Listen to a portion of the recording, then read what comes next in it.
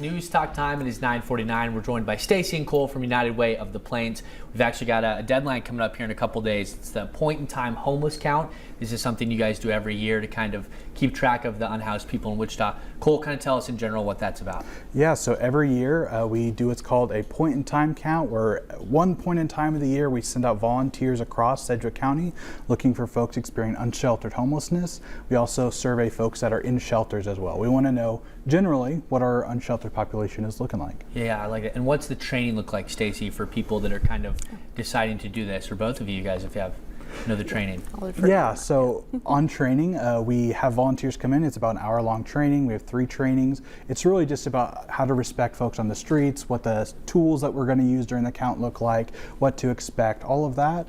It's also a good way to meet other folks who are doing the count as well. Yeah. And take us through, numbers in the last few years, kind of trending what direction from what you guys have seen? Yeah, so 2021 was an odd year because of COVID, but since then we've been hovering around 690 folks experiencing homelessness during the year, but we are always trying to make sure we have the most accurate count possible, not as high or low as the number as possible, just knowing everyone out there. Right, we're looking at pictures here from previous years. Take us through kind of the day of. What's it going to look like? I know it's probably going to be cold in December, or I guess this is January when this is going to happen.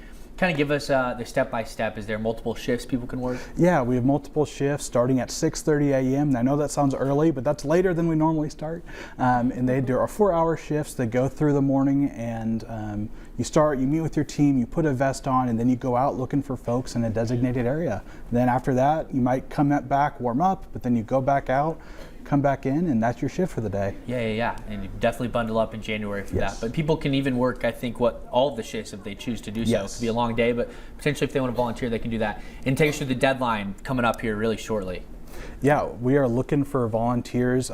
Anyone can sign up as long as you're willing to walk and be outside in the cold.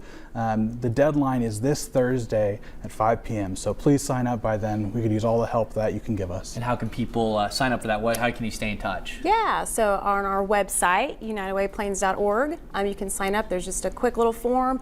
And like Cole mentioned, there's training, so you can just show up. You don't have to have any previous experience. We do have a lot of volunteers return, which is great. But it's a great opportunity to get kind of behind the scenes with this work that we're doing, and we collaborate with a lot of other nonprofits, so it's not just United Way. So it's a really unique experience, and we just encourage everybody to sign up. Awesome. How many volunteers do you think you're looking for the next couple of days? We'd love to get 50 more signups for 160 total, so please sign up. We'd love to see you there. There you go. Still got 2 more days to do that. All right. Cole, Stacy, thanks for joining us this morning. Thank you. More news and weather coming up.